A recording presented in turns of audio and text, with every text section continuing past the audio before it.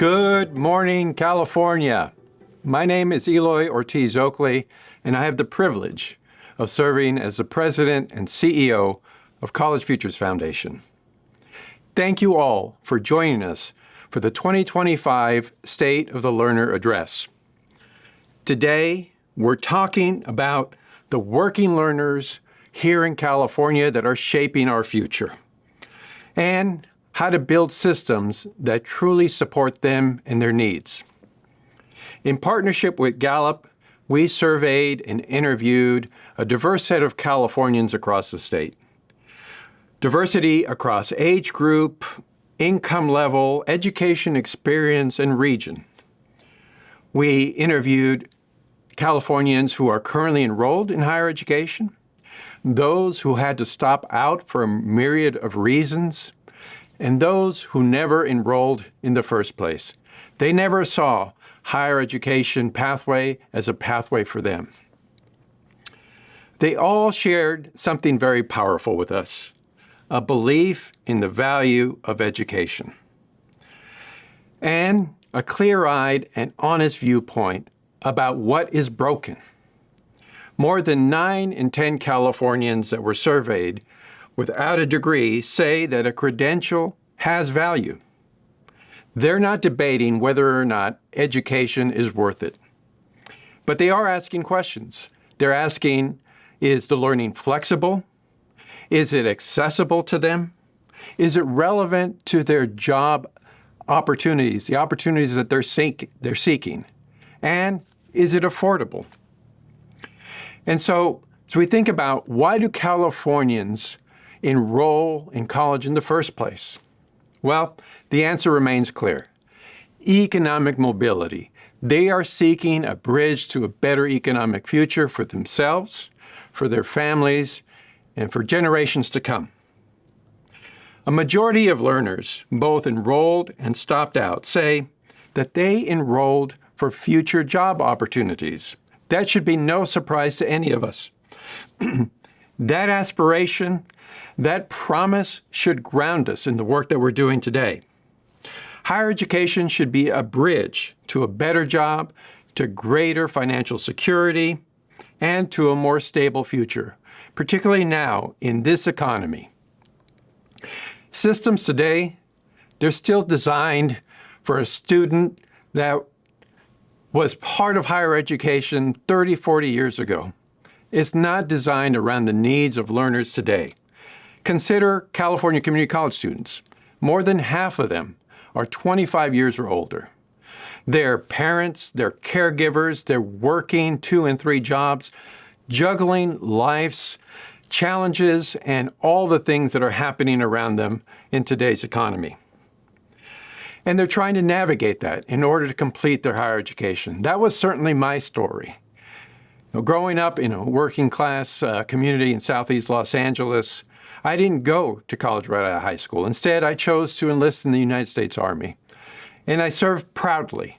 But along the way, I became a parent. I started to raise a family. When I came out of the military, I worked for several years. And it wasn't until 7 years after graduating high school that I stepped foot on a college campus. For me, it was a California community college, Golden West College. There, I had to navigate challenges that I never knew existed. I had to balance life, family, work, trying to make it all come together so that I can have a better economic future for myself or for my family. Fast forward to today, nothing much has changed. That was more than 30 years ago. And much of the design around higher education is still the same today. It's shaped around learners that are no longer the traditional learner here in California. So let's be honest. Right now, many students, far too many students, are paying the price for that poor design. They're paying the price in terms of the cost of the education that we're providing them, in terms of having to sacrifice work, being worried about losing wages because employers don't honor their educational journeys, and about the sacrifices that they have to make, the time that they have to take away from their family. So more than a third of students that we surveyed have considered stopping out in the past 6 months. Think about that. They are working through this whole calculus in their mind as we speak, worried about whether or not they can continue their education. And that number jumps even higher for full-time workers and for caregivers.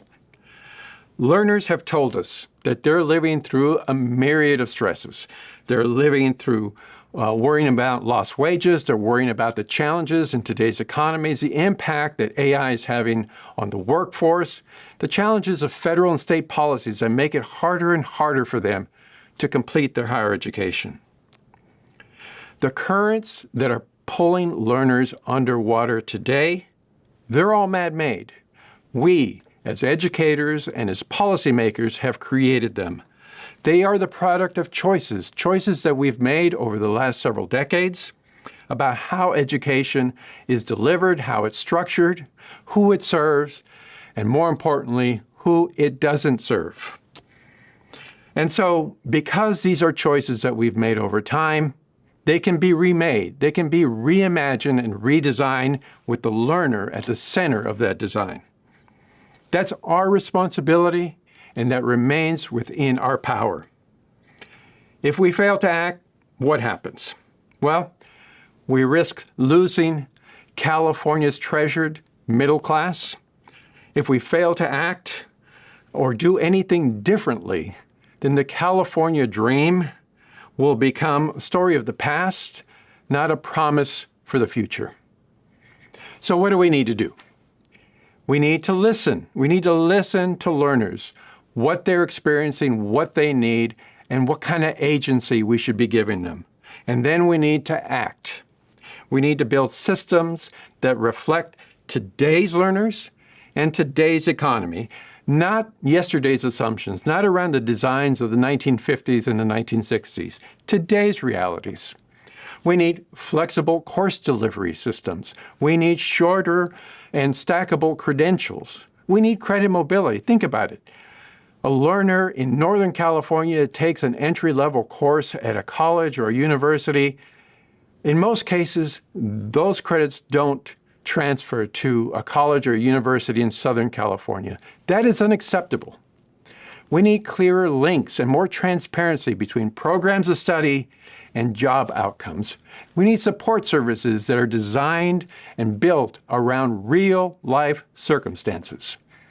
And we need financing models that support the flexibility that our learners need, and we need to build and create more value in more places for more learners across California. So, what else do we see in this survey? We see hope. Given that backdrop, we do see hope in what learners are telling us. 9 in 10 currently enrolled students say that they are confident that they will finish their education. That includes 8 in 10 learners who have thought about stopping out. They all believe that they can finish their education. So learners haven't given up on themselves, and we cannot give up on them. So we need to dare to think differently. We need to act in ways that we haven't before. We need to support courageous leaders, innovators, and advocates who won't accept the old excuses nor the status quo. The time for incremental change is over, folks. So, we want to hear from you. We want to hear from you about ideas that you have. We want to be in conversation with all of you, hear examples about courageous leadership and the kinds of changes that we need to see in order to improve the state of the learner here in California. So check out the 2025 State of the California Learner Report on our website. Get into conversation with us. Drop us a note here on social media. Reach out to us in the future, because together we can create a system that learners deserve and that rebuilds the California dream for everyone. Thank you for joining us here today. Now, some of you have already dropped some questions, and I want to take a moment to answer a couple of them that I thought were particularly interesting. So let's start with this question. Why does College Futures choose to focus on working learners? and not others? Why them? Why now? Well, first, working learners are a segment of the population here in California that we have not intentionally designed for. And they are becoming the traditional students. They have become the traditional students. More than half of the students enrolled currently are working learners. And that doesn't even take into account all the learners who have not been able to access our systems of higher education. And in order for our state, our communities, our neighborhoods to be successful, we need to reach these working learners. We need to give them an opportunity to upskill and to reskill over their lifetime, to be able to compete in today's economy, to be able to withstand the changes that AI is bringing to the workforce, to be able to withstand all the chaos that's being created around them at the federal level, at the state level. We need to reach out to them. We need to have a comprehensive plan that addresses their needs. While I'm a huge fan of the California Higher Education Master Plan, it does not have a specific component focused on working learners. I applaud Governor Gavin Newsom for coming up with a career education master plan that tries to address this, but we need to be very intentional. So why now? Now because our communities are suffering. The California dream is fading for many families, and we need to address that. We need to give them access to quality education. We need to create more on-ramps to a quality education, not less. So that's the why now. We need to think differently, and we need to act urgently in order for Californians of all backgrounds to have an opportunity to actually live into the California dream. The next question I'd like to take on is a fun one. So the question is, 10 years from now, what will learning for adult learners look like if we get this right? Well, I hope to be around 10 years from now, but assuming things continue to move forward, what I see 10 years from now is more personalized systems of higher education for learners across all backgrounds. Think about it. Right now, the brick and mortar methods of preparing learners for the future economy is very much siloed into one type of learner. We show up to classes at the time that our administrators and faculty decide for us that we need to take. We're told that the longer we sit in those seats, the more credit we will obtain. And we're asked to continue to go through a series of courses that have very little transparency as to why we're taking them. In the future, if we get this right, learners will feel the impact of their learning in real time. They will see the impacts of what they're learning on their life goals, on their economic future, on the jobs that they're trying to pursue. And that learning will be tailored to where they're at in that specific moment in life. Whether they're an 18-year-old or a 64-year-old trying to reskill and get into another career, learning will be designed around them and meet them where they're at. We will also have better financing systems. Right now, if you think about the financial aid system in California at the federal level, it is designed around a very narrow kind of learner, an 18 to 24-year-old going full-time in a college course. We need to redesign that so that learners can access learning and be able to finance learning when they need it, how they need it. That will improve our economy. That will continue to allow us to grow as a state and continue to prosper.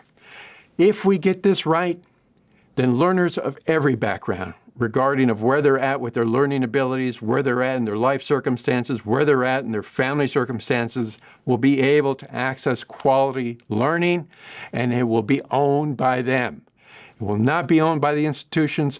They will carry that learning with them and be able to use it to connect with employers, to connect with their life goals. So that's the future I'm hoping for. That's the future I hope to work with all of you and our team here at College Futures to make happen. But it will not happen without all of your support, without everybody leaning into this issue now. Bringing up issues, forcing policymakers and educators to rethink and reimagine our learning so that we can rebuild and support the California dream for everyone. Thank you all for joining us. Again, please check out our website, collegefutures.org, and we look forward to continuing this conversation with you into the future.